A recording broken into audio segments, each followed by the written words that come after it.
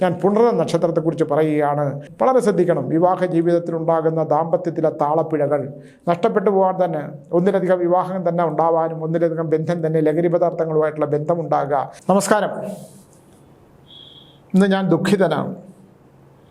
വേറെ ഒന്നും കൊണ്ടല്ല. ഒരാൾ ഫോൺ വിളിച്ചു, സ്വാമി രാശിഫലങ്ങൾ പറയണം, പൂർവ്വജന്മ ഫലങ്ങൾ പറയണമെന്ന് നിർത്താൻ പറ്റൂ. അപ്പം ഞാൻ ചോദിച്ചു എന്താണ്? അല്ല സ്വാമി, രാശിഗ്രഹങ്ങൾ വെച്ച് എല്ലാ ജ്യോതിഷന്മാരും ഇവിടെ നന്നായിട്ട് പറയുന്നുണ്ട്. സ്വാമി പൂർവ്വജന്മങ്ങളെന്ന് പറയണതെല്ലാം സംഭവിച്ചുകൊണ്ടിരിക്കുകയാണ്. സ്വാമി 2 മാസം മുമ്പ് പറഞ്ഞതെല്ലാം എൻ്റെ കുടുംബത്തിന് സംഭവിച്ചു. എൻ്റെ വീട്ടിൽ പറഞ്ഞ നക്ഷത്രങ്ങൾക്കെല്ലാം സംഭവിച്ചുകൊണ്ടിരിക്കുകയാണ്. ദുരിതം കൊണ്ട് വയ്യ, എല്ലാത്തിനെയും വിഷം കൊടുത്ത് ഞാൻ കൊന്ന് ചാവാനാണ്. അവിടെ ചാവോ ആണ് എനിക്ക് നല്ലത്. സ്വാമി ദൈവത്തെ ഓർത്ത് ഈ പൂർവ്വജന്മ ഫലങ്ങൾ പറയാതെ ഞങ്ങൾ എന്തെങ്കിലുമൊക്കെ അനുഭവിച്ച് അങ്ങ് മുമ്പിലോട്ട് തീർത്ത് പൊക്കോളാം. ഞാൻ എന്തോ പറയണം? അതുകൊണ്ട് ഒരുപാട് പേർക്ക് എന്താ ഞാൻ ശ്രദ്ധിക്കണം എന്നുള്ള കാര്യമല്ലേ പറയുന്നത്. ഒന്ന് ശ്രദ്ധിച്ച് ജീവിക്കൂ. ഗുണകരമായിട്ടുള്ള എല്ലാ കാര്യങ്ങളും നിങ്ങളുടെ ജീവിതത്തിൽ സംഭവിക്കുന്നതാണ്. എല്ലാ ഗുണങ്ങളും സംഭവിക്കും. ഇപ്പോൾ എനിക്ക് ഞാൻ തുലാം രാശിയാണ്. ഏതിനകത്തെ വിശാഖം നക്ഷത്രത്തിൻ്റെ തുലാം രാശി. കുറച്ച് കഷ്ടകാലവും ദോഷവും ദുരിതവും ഒക്കെ ഉള്ള കാലമാണ്. രോഗദുരിതങ്ങളുടെയൊക്കെ കാലഘട്ടമാണ്. അപ്പോൾ ഇത് നമ്മളൊന്ന് ശ്രദ്ധിക്കണം എന്നല്ലേ ഉള്ളൂ. ഒരു പല്ല് വേദന വന്നാൽ അത് നിസ്സാരമായിട്ട് കളയാതിരിക്കുക. പ്രമേഹമുണ്ട്, പ്രമേഹം ഉണ്ടായാൽ വെറുതെ കളയാതിരിക്കുക. ഇതോ പ്രമേഹത്തിനില്ല തോതും ഇതൊക്കെ മാറ്റമൊക്കെ വന്നു കഴിഞ്ഞാൽ കളയാതെ അത് നിസ്സാരമായിട്ട് കളയാതിരിക്കുക. പ്രമേഹം ഇത്തിരി കുറവാണ് എന്ന് വിചാരിച്ച് പായസം വാങ്ങിച്ച് കുടിക്കുക, അത് കൂട്ടി വേറെ വല്ല അവസ്ഥകളും ഉണ്ടാകാതിരിക്കുക. ഇത് എൻ്റെ കാര്യം ഉൾപ്പെടെയാണല്ലോ ഞാൻ പറയുന്നത്. നമ്മളൊരിക്കലും നമ്മുടെ ശരീരത്തെക്കുറിച്ച് ശ്രദ്ധിക്കാറില്ല എന്നല്ലേ ഞാൻ പറഞ്ഞത്. നമ്മുടെ ജീവിതത്തിൽ പണമുണ്ടാക്കുന്നതിനെക്കുറിച്ച് കുട്ടികളാണെങ്കിൽ എന്നെ ഇന്നും എത്രയോ പേര് വിളിച്ചു, അച്ഛനമ്മമാർ. കുട്ടികൾ കല്യാണം കഴിക്കുന്നില്ല, അവർക്ക് ജോലി കിട്ടിയിട്ട് മതി വിവാഹം. ജോലിയാണ് പ്രധാനം, കടലാസ് ബിരുദങ്ങളാണ് പ്രധാനം. കടലാസ് ബിരുദവും കിട്ടി ജോലിയും കിട്ടിയില്ലെങ്കിൽ പിന്നെ ഒരു കാത്തിരിപ്പാണ് വരനെ അന്വേഷിച്ച്. ഇല്ലെങ്കിൽ വേണ്ട. ജീവിതം ഓരോ ദിവസവും ഓരോ നിമിഷവും നമ്മുടെ ജീവിതം കഴിഞ്ഞു പോവുകയാണ്. കഴിഞ്ഞു പോയതൊന്നും കാലം നമുക്ക് തിരിച്ചു തരില്ല, ഇല്ലേ? കാലം ഒരിക്കലും തിരിച്ചു വരില്ല. കാലനാണ്, കാലം കൊണ്ട് പോവുകയാണ് ഓരോ നിമിഷവും. അതൊന്നും നമുക്ക് തിരിച്ചു കിട്ടില്ല. നമ്മുടെ ചിന്തകളുണ്ടാകും. ഇന്നലകളിൽ വരെ നമ്മൾ ഇന്ന് രാവിലെ വരെ നമ്മൾ ജീവിച്ചതിനെ ഇന്ന് നമുക്ക് തിരിച്ചു കിട്ടൂ. ഈ ജന്മത്തിൽ ഒരിക്കൽ കഴിഞ്ഞു പോകുന്ന കാലവും സമയവും നമുക്ക് തിരിച്ചു കിട്ടില്ല. മറ്റൊക്കെ ഒരു ലോട്ടറി ചിലപ്പോൾ കീറിക്കളഞ്ഞാൽ ലോട്ടറി അടിച്ചിട്ട് അത് നഷ്ടപ്പെട്ടു പോയാൽ ചിലപ്പോൾ തിരിച്ചു കിട്ടും, ലോട്ടറി അടിച്ചില്ലെങ്കിൽ പോലും. ഇനിയിപ്പോൾ ലോട്ടറി അടിക്കാൽ തന്നെ അത് നമുക്ക് പ്രയോജനപ്പെട്ടെന്ന് വരത്തില്ല. അത് വീണ്ടും നമുക്ക് എടുക്കാം. പക്ഷേ ജീവിതം കൈവിട്ടു പോയാൽ എന്ത് ചെയ്യാൻ പറ്റും? അതുകൊണ്ട് വിദ്യാഭ്യാസമൊക്കെ നല്ലതാണ്. അച്ഛനമ്മമാരെ വിഷമിപ്പിക്കാതിരിക്കുക. പഠിക്കുക, പഠിച്ചൊരു ജോലി മേടിക്കുക. ജോലിയാണ് ജീവിതത്തിലെ ഏറ്റവും വലിയ കാര്യം എന്ന് നമ്മൾ അങ്ങോട്ട് വിചാരിച്ചാൽ എന്ത് ചെയ്യാൻ പറ്റും? ജോലി കിട്ടിയാൽ ജീവിതത്തിലൊരു സുരക്ഷിതത്വം വരും. സർക്കാരിൻ്റെ ശമ്പളം കിട്ടുന്നത്, മാസം ഒരു നിശ്ചിത വരുമാനം കിട്ടും. അത് മാത്രമാണോ ജീവിതം? എനിക്കത് മനസ്സിലാവാത്തൊരു കാര്യമാണ്. ഞാൻ പല കുട്ടികളും ചോദിക്കും, പഠിച്ച് ജോലി കിട്ടിയിട്ട് മതി, എന്നിട്ട് ബിരുദം എടുത്തിട്ട് വെറുതെ ഇരിക്കുന്ന എത്രയോ പേര് അവസാനം ഗതി കെട്ടി ഏതെങ്കിലും ഒരുത്തനെ കല്യാണം കഴിക്കും. അവന് 10ാം ക്ലാസ് പാസ്സായി ദുബായിൽ പോയി കുറേ പൈസ ഉണ്ടാക്കിയത് മാത്രമേ അവന് ഉണ്ടാവുള്ളൂ. അവന് BA എന്താണ്, BCom എന്താണ്, എക്കണോമിക്സ് എന്താണ്, ഫിസിക്സ് എന്താണ്, കെമിസ്ട്രി എന്താണ്, അവനതൊന്നും അറിയാൻ വയ്യ. അവന് പൈസയുണ്ട്, പണത്തിൻ്റെ കണക്ക് മാത്രം അറിയാവൂ. അവനവൻ്റെ പിള്ളേരെ നോക്കണം. കുട്ടി എങ്ങനെയെങ്കിലും കുട്ടികളെ വളർത്തും, കുട്ടികളെ പഠിപ്പിക്കും. എന്നാലും കുട്ടികൾക്ക് മുലപ്പാൽ കൊടുക്കുമ്പോഴും അവർ ചിന്തിക്കുന്നത് ഞാൻ ഇത്രയും പഠിച്ചിട്ട് എനിക്കൊരു ജോലി കിട്ടിയില്ലല്ലോ, ഒരു നല്ല ഭർത്താവിനെ കിട്ടി എന്നുള്ളത് പോലും ചിന്തിക്കാൻ പറ്റില്ല. കാരണം ജോലിയാണ് ജീവിതത്തിലെ ഏറ്റവും വലുതെന്ന് വിചാരിക്കുന്ന പെൺകുട്ടികളോട് എനിക്ക് പറയാനുള്ളത്. ആൺകുട്ടികൾ പിന്നെ ചെറിയ ശതമാനം മാത്രം, അവർ വേറെ എന്തെങ്കിലുമൊക്കെ ജോലിക്ക് പോകും. പെൺകുട്ടികൾ ഇങ്ങനെ ജോലി കാത്തിരുന്ന്, ഇല്ലേ, പരീക്ഷയിൽ തോറ്റുപോയാൽ പൊട്ടിക്കരയുന്ന ചില പെൺകുട്ടികൾ എന്നെ വിളിക്കും, സ്വാമി പരീക്ഷയാണ്, ടെൻഷനാണ്, റിസൾട്ടാണ്. അപ്പോൾ ഇതിനെ അതിജീവിക്കണ്ടേ? നമ്മൾ ജീവിതത്തെ അതിജീവിക്കുകയല്ലേ വേണ്ടത്? എന്തെല്ലാം പ്രതിബന്ധങ്ങളും പ്രശ്നങ്ങളും ഉണ്ടെങ്കിൽ നമുക്ക് മരിക്കാൻ പറ്റില്ലല്ലോ, അല്ലേ? അപ്പോൾ ഓരോരുത്തർക്കും ഓരോ പൂർവ്വജന്മാർജിതമായി വന്നു ചേർന്നിരിക്കുന്ന വിധി അനുസരിച്ച് നമ്മൾ ജീവിച്ചേ പറ്റൂ. അപ്പോൾ എനിക്ക് ഇന്നതാണ് ഞാൻ ചെയ്യേണ്ട ജോലി, ഇന്നതാണ് ഞാൻ ചെയ്യേണ്ടത് എന്ന് നമ്മളുണ്ടെങ്കിൽ. ഇപ്പോൾ ചില പൂർവ്വജന്മം എടുക്കുമ്പോൾ ഒരാൾ പൂർവ്വജന്മത്തിൽ കണക്ക് പിള്ളയായിരുന്നു, ഒരാളുടെ രാജാവിൻ്റെ കൊട്ടാരത്തിലെ കണക്ക് പിള്ളയായിരുന്നപ്പോൾ കണക്കിൽ തെറ്റുകൾ കാണിച്ചപ്പം ഇപ്രാവശ്യം അദ്ദേഹം പഠിച്ച് വിദ്യാഭ്യാസത്തിൻ്റെ കണക്കുമായിട്ട് MCom ഒക്കെ പഠിച്ച് അതിൻ്റെ ഏറ്റവും വലിയ കണക്കിൻ്റെ ഏറ്റവും ഉദാത്തമായ മേഖലകളിൽ എത്തിയിട്ട് പോലും പുള്ളിക്ക് ഒരു ജോലി കിട്ടിയില്ല എന്ന് മാത്രമല്ല, ഒരു റേഷൻ കടയിൽ ഇരുന്ന് കണക്കെഴുതിയാൽ പോലും അവിടെ മിസ്റ്റേക്ക് തെറ്റുപറ്റും. എന്തുകൊണ്ടാണ്? പൂർവ്വജന്മത്തിലെ കണക്കിൽ കാണിച്ച കള്ളത്തരം അത് അടുത്ത ജന്മത്തിൽ നീ എത്ര വിദ്യാഭ്യാസമുണ്ടെങ്കിലും എത്ര വിദ്യാഭ്യാസ യോഗ്യതയുണ്ടെങ്കിലും നിൻ്റെ കണക്കുകൾ തെറ്റും. അത് വളരെ വളരെ സത്യമാണ്. അതുകൊണ്ട് നമ്മൾ സത്യം വിട്ട്, സത്യവും ധർമ്മവും വിട്ട് അനധികൃതമായി പണമുണ്ടാക്കുന്ന, അല്ലേ, അർഹതയില്ലാത്ത പണമുണ്ടാക്കുന്ന, ദുരിതപ്പെട്ട് പണമുണ്ടാക്കും, ദുരിതങ്ങളോട് ജീവിക്കുന്നവരുടെ ഇപ്പം ഈ കഴിഞ്ഞ ദിവസം എനിക്ക് വളരെ ദയനീയമായൊരു അവസ്ഥ തോന്നി. ദയനീയമായൊരു സംഭവമാണ്. സലീം കുമാർ എന്ന് പറഞ്ഞ ഒരു മഹാനായ നടൻ്റെ, മനുഷ്യസ്നേഹിയായ ഒരു നടൻ്റെ കർമ്മം നടക്കുകയാണ്. അദ്ദേഹം ഈ ജീവിതത്തിൽ നിന്ന് പോയി. അദ്ദേഹത്തിൻ്റെ മകൻ ആക്രോശിക്കുകയാണെന്ന് മാറി നിൽക്കാൻ. കാരണം അവിടെ ഫോട്ടോഗ്രാഫർമാരുടെ, പ്രസ്സുകാരുടെ ഒരു ഭയങ്കര ബഹളമാണ്. ഫോട്ടോ ഷൂട്ട് ചെയ്യുക, ചെറിയ ചോദ്യങ്ങൾ ചോദിക്കുന്ന, ആ സാഹചര്യം എന്താണെന്ന് മനസ്സിലാക്കാതെ ഇത് പകർത്തിയെടുക്കാൻ ശ്രമിക്കുന്ന ഒരു അവസ്ഥ. കാരണം അവരെ കുറ്റം പറഞ്ഞിട്ട് കാര്യമില്ല. അവർ ഹെഡ് ഓഫീസിലോട്ട് ചെല്ലുമ്പോൾ ക്യാമറാമാൻ്റെ അടുത്തും റിപ്പോർട്ടറുടെ അടുത്തും അതെവിടെ ഷൂട്ട് ചെയ്തില്ലേ, അത് കാണാനില്ലല്ലോ, നിങ്ങളിത് ചോദിച്ചില്ലേ എന്ന് ചോദിക്കുമ്പോൾ ആ ചോദ്യത്തിന് ഉത്തരം പറയേണ്ടി വരും. പക്ഷേ ഒരു കാര്യം നമ്മൾ മനസ്സിലാക്കണം, അയാളുടെ പിതാവ്, ആ ചെറുപ്പക്കാരൻ പൊട്ടിത്തെറിക്കുന്ന ഞാൻ കണ്ടു, രോഷാകുലനാകുന്നത് കണ്ടു. മാറി നിൽക്കാൻ പറയുന്ന സത്യമല്ലേ? അന്ന് ശവം ദഹിപ്പിക്കാൻ, ആ ഡെഡ് ബോഡി, ആ ഒരു ജന്മം മുഴുവൻ കലയ്ക്ക് വേണ്ടി ജീവിതം സമർപ്പിച്ച ആ മഹാനായ കലാകാരൻ്റെ ആ ഭൗതിക ശരീരം ഒന്ന് ദഹിപ്പിക്കാനുള്ള സമയം ഒന്ന് മാറിക്കൊടുക്കണ്ടേ? അതുപോലും വിറ്റ് കാശാക്കാൻ ശ്രമിക്കുന്ന മനുഷ്യർ. നമ്മൾ കുറ്റം പറഞ്ഞിട്ട് കാര്യമില്ല, മീഡിയയാണ്. മീഡിയക്കാർക്ക് അത് ഷൂട്ട് ചെയ്തേ പറ്റുള്ളൂ, ജനത്തിനെ അറിയിച്ചേ പറ്റുള്ളൂ. ഇത് അറിയാൻ ആഗ്രഹിക്കുന്ന എത്രയോ ജനങ്ങളുണ്ട്. ഇതിന് നമുക്ക് ആരെയും അങ്ങോട്ടും ഇങ്ങോട്ടും ഒന്നും കുറ്റപ്പെടുത്താൻ പറ്റില്ല. അപ്പോൾ നമ്മുടെ ലോകം അങ്ങനെയാണ്, അല്ലേ? വിവാഹത്തിനെ കുറിച്ച് പറയുമ്പോൾ, വിവാഹം കഴിച്ച് ഇന്നിപ്പോൾ ഇന്നൊരു 3 പേരെ ഒരു അച്ഛന്മാരോ അമ്മമാരോ എന്നെ വിളിച്ചിട്ടുണ്ട്. മക്കൾ കല്യാണം കഴിക്കാത്ത, വിവാഹയോഗമില്ലാത്ത, കല്യാണം കഴിച്ചാൽ പിരിഞ്ഞു പോകുന്ന, പിന്നെ ഇല്ലെങ്കിൽ കല്യാണത്തിന് ഉത്തമ ദാമ്പത്യമായിട്ട് അച്ഛൻ്റെ അമ്മയുടെ നിർബന്ധത്തിന് കല്യാണം കഴിച്ചിട്ട് ഉത്തമമായിട്ട് ജീവിക്കാൻ പറ്റാത്ത, പക്ഷേ ഒരു ജീവിച്ച് തുടങ്ങുമ്പോഴത്തേക്ക് ഒരവസ്ഥ കഴിയും. കാരണം 2 വ്യത്യസ്തമായ ധ്രുവങ്ങൾ ജീവിച്ച് 2 പേർ, അവർക്കൊരു വിവാഹപ്രായം എത്തുമ്പോൾ, അല്ലെങ്കിൽ ഒരു ഇണ വേണമെന്ന് തോന്നുമ്പോൾ അവർ വിവാഹം കഴിക്കുന്നു. അവർ ജ്യോതിഷം നോക്കാൻ വിശ്വാസമുള്ളവർ ജ്യോതിഷപരമായിട്ടുള്ള കാര്യങ്ങളും ഗ്രഹനിലകളൊക്കെ നോക്കുന്നു. പൂർവ്വജന്മം നോക്കാവുന്നവർ വളരെ കുറവായതുകൊണ്ട്, ഇല്ലെങ്കിൽ പൂർവ്വജന്മം എടുത്ത് പറഞ്ഞ് ഇതിൻ്റെ ദോഷവശങ്ങൾ പറയാനുള്ളത് കൊണ്ട് മുൻകൂട്ടി അറിഞ്ഞാൽ പോലും ചില വിധികളെ മറികടന്ന് നമുക്ക് മുമ്പിലോട്ട് പോകാൻ പറ്റില്ല. അപ്പോൾ അതുകൊണ്ട് ഇവർ ഒരുമിച്ച് വിവാഹം കഴിക്കുന്നു. അവർ ആ വ്യത്യസ്തമായ സ്വഭാവത്തിൽ അന്ന് വരെ 2ആയി സ്വതന്ത്രമായി ജീവിച്ച 2 പേർ ഒരുമിച്ച് ജീവിക്കുന്നു. ഒരുമിച്ച് ജീവിക്കുമ്പോഴാണ് ഇത് അറിഞ്ഞു തുടങ്ങുമ്പോൾ, പരസ്പരം ശരീരം കൊണ്ട് അറിയുക എന്നുള്ളത് അത് നമുക്കൊരു രാത്രി കൊണ്ട് കഴിയും, പക്ഷേ ചിലപ്പോൾ കഴിഞ്ഞേക്കാം. അല്ലെങ്കിൽ ഇത് പരസ്പരം മനസ്സറിയുന്ന ഒരു സമയം എപ്പോഴാണ്? എൻ്റെ ഭർത്താവ് ഇങ്ങനെയുള്ള ആളാണ്, എൻ്റെ ഭാര്യ ഇങ്ങനെയുള്ള ആളാണ്, എൻ്റെ ഭാര്യയുടെ ഇഷ്ടാനിഷ്ടങ്ങൾ ഇതൊക്കെയാണ്, എൻ്റെ ഭർത്താവിൻ്റെ ഇഷ്ടാനിഷ്ടങ്ങൾ ഇതൊക്കെയാണ്, എൻ്റെ ഭർത്താവിന് ഇത് ഇഷ്ടമല്ല, ഞാൻ ഇങ്ങനെ സംസാരിക്കുന്നത്, ഇങ്ങനെ പെരുമാറുന്നത്, ഈ വസ്ത്രം ധരിക്കുന്നത്, ഇല്ലെങ്കിൽ ഞാൻ രാവിലെ ഇങ്ങനെ നിൽക്കുന്നത് എൻ്റെ ഭർത്താവിന് ഇഷ്ടമല്ല. എൻ്റെ ഭാര്യയെ സംബന്ധിച്ചിടത്തോളം ഞാൻ ഇങ്ങനെ ജീവിക്കുന്നത്, ഞാൻ ഷട്ടിടാതിരിക്കുന്നത്, ഞാൻ ഉദാഹരണത്തിന് ഞാനൊരു ഒറ്റ തോർത്ത് കൊടുത്തുകൊണ്ടാണ് വീട്ടിലിരിക്കുന്നത്, ടീച്ചറിന് അത് തീരെ ഇഷ്ടമല്ല. ഞാൻ കല്യാണം കഴിഞ്ഞിട്ട് 10-12 വർഷമായി. അപ്പോൾ ടീച്ചർ പറയുന്നത് ഏതാണ്? അത് ശരിയല്ല സ്വാമി. എനിക്കാണെങ്കിൽ ഏറ്റവും ഒരു തോർത്ത് തന്നെ ഞാൻ വളരെ പ്രയാസപ്പെട്ട് കൊടുത്തുകൊണ്ടാണ് വീട്ടിലിരിക്കുന്നത്. ആര് വന്നാലും എന്നെ അറിയാവുന്നവർ കണ്ടാൽ കാണാം, ഒരു ഒറ്റ തോർത്ത് കൊടുത്തുകൊണ്ട് ഞാൻ അവിടെ ഇരിക്കും.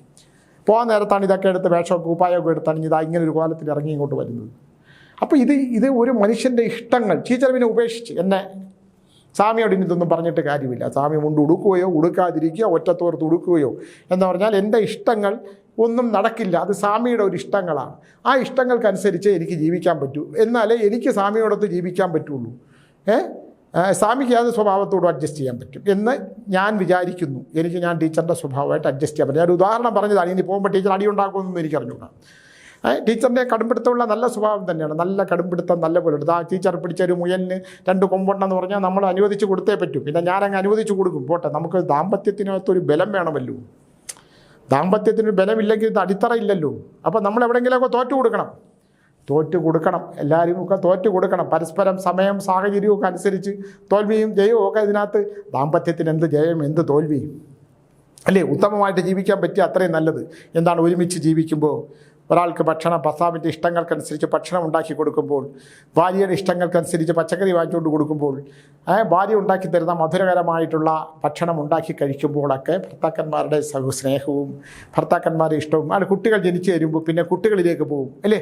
രണ്ടുപേർ ജീവിച്ചു തുടങ്ങുമ്പോൾ അവർ തമ്മിലുള്ള ഇഷ്ടവും അവിടെ നിന്ന് കുട്ടികളിലേക്ക് ജനിക്കുമ്പം അവർ കുട്ടികളിലേക്ക് മാറ്റപ്പെടുകയൊക്കെ ചെയ്യും. പണ്ട് കുട്ടികളൊക്കെ ജനിക്കുന്നതിന് മുമ്പ് അവർക്ക് ഭയങ്കര ഇഷ്ടമായിരുന്നു. ഇപ്പം അതൊക്കെ പോയി. പകുതി കുട്ടികളോടാണ് സ്നേഹം. പിന്നെ ഞാനുണ്ടോ വന്നോ എന്നൊക്കെ അവൾ അന്വേഷിക്കും, ശമ്പളം കിട്ടുമ്പോൾ അന്വേഷിക്കും എന്നുള്ള അവസ്ഥയിലേക്കുള്ള എത്രയോ ഭർത്താക്കന്മാരുണ്ട്.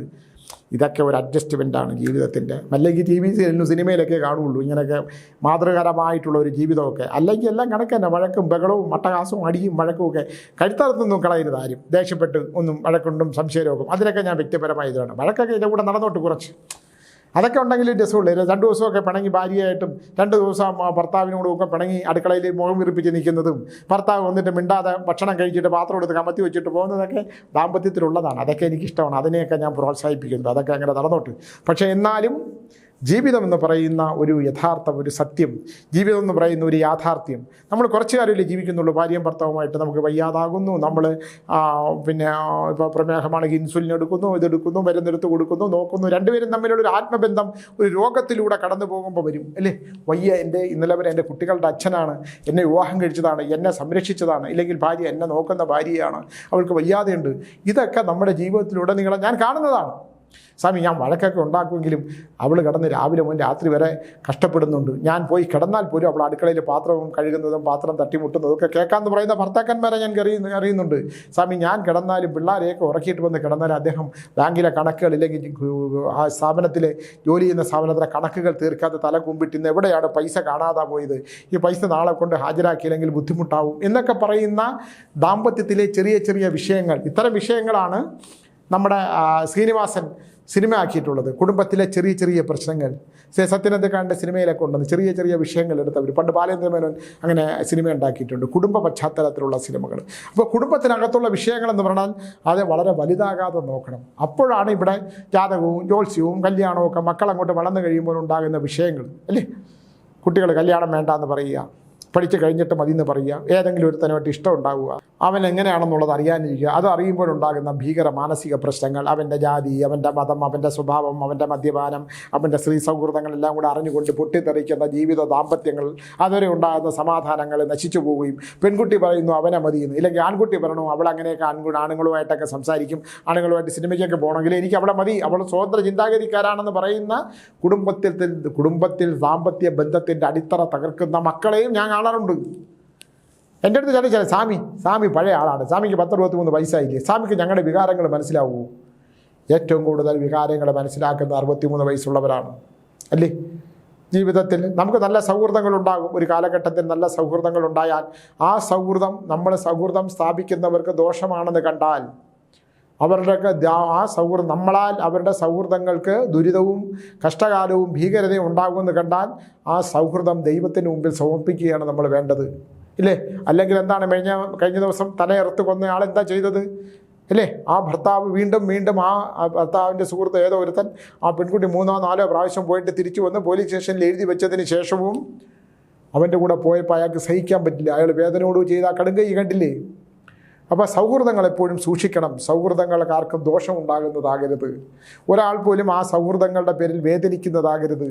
നമുക്ക് സൗഹൃദങ്ങളൊക്കെ ഉണ്ടാവും, എല്ലാവർക്കും ഉണ്ടാവും സൗഹൃദം ഉണ്ടാകുമ്പോൾ ആ സൗഹൃദങ്ങൾ കൊണ്ട് ഒരാൾക്കും ഒരു വ്യക്തിക്കും അല്ലേ അവൻ്റെ ജീവിതത്തിന് ദോഷദുരിതങ്ങളാണെന്ന് കണ്ടാൽ ആ സൗഹൃദങ്ങൾ പരസ്പരം പറഞ്ഞ് അവസാനിപ്പിക്കുകയാണ് വേണ്ടത്. ഇല്ലെങ്കിൽ ഉണ്ടാകുന്ന ജീവിതം തടയപ്പെട്ടു പോയാൽ, ദോഷപ്പെട്ടു പോയാൽ, നശിക്കപ്പെട്ടു പോയാൽ എത്ര ജന്മാന്തരങ്ങൾ അതിൻ്റെ ദുരിതങ്ങൾ അനുഭവിക്കേണ്ടി വരും. അതിൻ്റെ കഷ്ടകാലങ്ങൾ, ശൈശവ, ബാല്യ, കൗമാര, യൗവന, വാർദ്ധക്യം, ആ വാർദ്ധക്യത്തിൻ്റെ അവസാന കാലം ഒറ്റപ്പെട്ട് കട്ടിലിൽ കിടക്കുമ്പോൾ അനുഭവിക്കുന്ന നരകയാതന, ഒരാളുടെയും കണ്ണീര് കുടിപ്പിക്കാതിരിക്കുക, ഒരാളെയും വഞ്ചിക്കാതിരിക്കുക, ഒരാളെയും പറ്റിക്കാതിരിക്കുക, ഒരാളെയും ചതിക്കാതിരിക്കുക എന്ന് പറയുന്ന യാഥാർത്ഥ്യത്തിലൂടെ നമ്മൾ കടന്നു പോകണം. തെറ്റുകൾ പറ്റാത്ത മനുഷ്യരില്ല. തെറ്റുകൾ തിരിച്ചറിയുകയും ആ തെറ്റുകൾ ശരിയാക്കിയെടുക്കുമ്പോഴും ആ ശരികളിലൂടെ സഞ്ചരിച്ച് നമ്മൾ ചെയ്ത പശ്ചാത്താപം കൊണ്ട് നമ്മുടെ തെറ്റുകൾ ഈശ്വരനെ സമർപ്പിക്കുകയും വേണം അല്ലേ?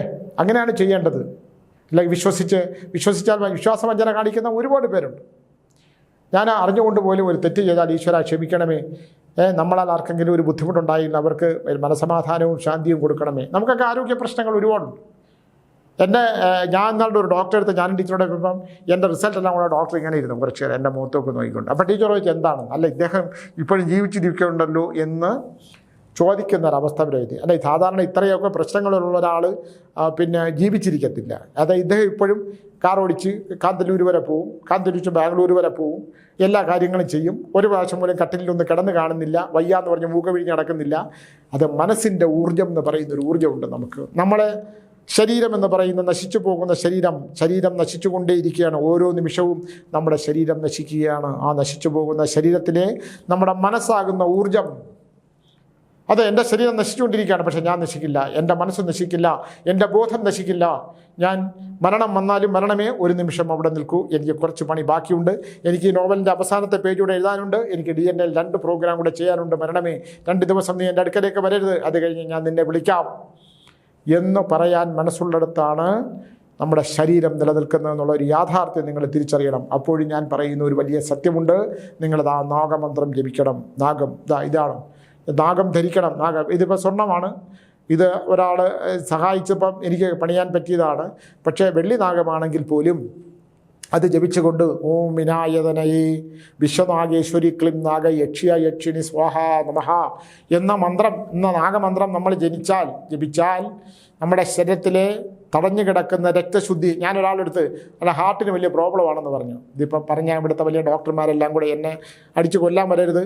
അപ്പോൾ ഞാൻ പറഞ്ഞു എനിക്കിതൊന്നും അറിഞ്ഞുകൂടാ, നിങ്ങളൊരു കാര്യം ചെയ്യൂ, നിങ്ങൾ സർപ്പമന്ത്രം ജപിക്കൂ, ഒരു സർപ്പത്തെ ധരിക്കൂ, ചൂണ്ടവരൽ സർപ്പത്തെ ധരിക്കുക, എന്നിട്ട് അതിലിങ്ങനെ പിടിച്ചുകൊണ്ട് സർപ്പമന്ത്രം നിങ്ങളുടെ ശരീരം നിങ്ങളെ പക്ഷെ സമർപ്പിക്കണം. അനന്തം വാസിയും ശേഷൻ പത്മനാഭൻ നഞ്ചൻ കമ്പലൻ ശംഖുപാലൻ ത്രിരാക്ഷൻ ദക്ഷയൻ കാളിയൻ തഥാ എന്നുള്ള സർപ്പമന്ത്രമുണ്ട്. ബാക്കി 4-5 വരിയുണ്ട്. അതങ്ങോട്ട് ജപിച്ചു കഴിഞ്ഞാൽ ഉണ്ടാകുന്ന എവിടെയാണ്, അതുകൊണ്ട് നമ്മുടെ രക്തം ശുദ്ധിയാവും എന്നുള്ളത് മാത്രമല്ല, നമ്മുടെ മനസ്സിനുണ്ടാകുന്ന ഊർജം ഇല്ലേ, നമ്മുടെ ശരീരഘടന തന്നെ എങ്ങനെയാണ്, നമ്മുടെ ശരീരഘടന അനുസരിച്ച് നമ്മുടെ ബോധത്തിൽ നമ്മുടെ തലച്ചോറ് ഒരേ സമയം തന്നെ എത്ര വിഘടനകരമായി എത്ര പോർഷനിലൂടെയാണ് ചിന്തിക്കുന്നു, വായിലൂടെ വർത്തമാനം പറയുന്നു, നമ്മൾ വീണ്ടും ചിന്തിക്കുന്നു, നമ്മുടെ കൈകാലുകൾ ചലിക്കുന്നു, നമ്മുടെ ഹൃദയത്തിൽ പല വിവിധ ചിന്തകളുണ്ടാകുന്നു. അങ്ങനെ അമാനുഷികമായ ഒരു ശക്തിയുള്ളതാണ് ഓരോ തലച്ചോറും. അങ്ങനെയാണ് ദൈവം നമ്മളെ സൃഷ്ടിച്ചേക്കുന്നത്. ദൈവം നമ്മളെ സൃഷ്ടിച്ചേക്കുന്നത്. അത് ഒരു ശാസ്ത്രജ്ഞന്മാരും ഉണ്ടാക്കിയതല്ല. നമ്മുടെ മനുഷ്യ ശരീരം പ്രപഞ്ചം തന്നതാണ്. ആ പ്രപഞ്ചം തന്ന മനുഷ്യ ശരീരത്തെ കീറിമുറിക്കാൻ ശാസ്ത്രം പഠിപ്പിച്ചവരാണ്. ആ ബോധം ആ ഡോക്ടർമാരെ ആരാണ് പഠിപ്പിച്ചത്? അതും പ്രപഞ്ചം തന്നെയാണ് പഠിപ്പിച്ചത്. അവൻ കൊടുത്ത അവൻ്റെ തലച്ചോറ് എന്താ പറയുന്നത്, നീ നിൻ്റെ തലച്ചോറിനെ നിൻ്റെ ബുദ്ധിയിലേക്ക് ഈ അടുത്ത മനുഷ്യൻ്റെ നിൻ്റെ അവയവങ്ങൾ അവനുള്ള അവയവങ്ങൾ തന്നെയാണ് നിനക്കുള്ളത്. അവയവങ്ങളുടെ ചിന്താധാര, അവൻ്റെ ചിന്താധാരകൾക്കൊക്കെ വ്യത്യാസം ഉണ്ടാവും. ഒരുത്തൻ ബുദ്ധിമാനാണ്, ഒരുത്തൻ മണ്ടനാണ്. എന്നാൽ പോലും ഓരോരുത്തരുടെ അവൻ്റെ പൂർവ്വജന്മാർജിതമായിട്ടുള്ള ചില വിശേഷങ്ങൾ അനുസരിച്ച് അവൻ്റെ തലച്ചോറിൽ വന്ന് നിറയുന്ന ചിന്തകൾക്കനുസൃതമായി അത് അവൻ്റെ പൂർവ്വജന്മമായിട്ട് ബന്ധപ്പെട്ടതാണ്. അപ്പോൾ അങ്ങനെയാണ് നമ്മുടെ ഭഗവാന്മാർ, നമ്മുടെ പ്രപഞ്ചശക്തികൾ നമ്മുടെ മനുഷ്യ ശരീരത്തിനെ രൂപപ്പെടുത്തിയിരിക്കുന്നത്, നമ്മുടെ ബോധത്തെ രൂപപ്പെടുത്തിയിരിക്കുന്നത്. 1250 ഗ്രാമുള്ള നമ്മുടെ തലച്ചോറിനെ ബോധപ്പെടുത്തുന്നത് നാഗങ്ങളാണ്. അതാണ് നാഗങ്ങൾ നമ്മുടെ നാഗങ്ങൾ മയങ്ങുമ്പോഴാണ് നമുക്ക് ഉറക്കം വരുന്നത്. ലഹരി ഉപയോഗിച്ചാൽ നാഗങ്ങളെല്ലാം അപ്പം തന്നെ ചത്തുപോകും അല്ലേ? ബോധമുണ്ട്. മദ്യപിക്കുന്നവരുടെ എല്ലാം സന്ധികളിൽ രോഗാവസ്ഥ വരും. അവരുടെ ഉദരം മുഴുവൻ നഷ്ടപ്പെട്ടു പോകും. ഉദരരോഗം ഭയങ്കരമായിട്ടുണ്ടാവും. ലിവർ മുഴുവൻ കഴിഞ്ഞു പോകും. എല്ലാം നാഗങ്ങളാണ്. ചുറ്റി വരേണ്ടി ഇങ്ങനെ കിടപ്പുണ്ട്. നമ്മുടെ ശരീരശാസ്ത്രം പരിശോധിച്ചാൽ നമ്മുടെ ശരീരം മുഴുവൻ നാഗങ്ങളാണെന്നുള്ളൊരു യഥാർത്ഥത്തിലുള്ള സത്യം മനസ്സിലാകും. അതുകൊണ്ട് നാഗാരാധന നടത്തുക, പരസ്പരം വിട്ടുവീഴ്ചയോടുകൂടി ജീവിക്കുക.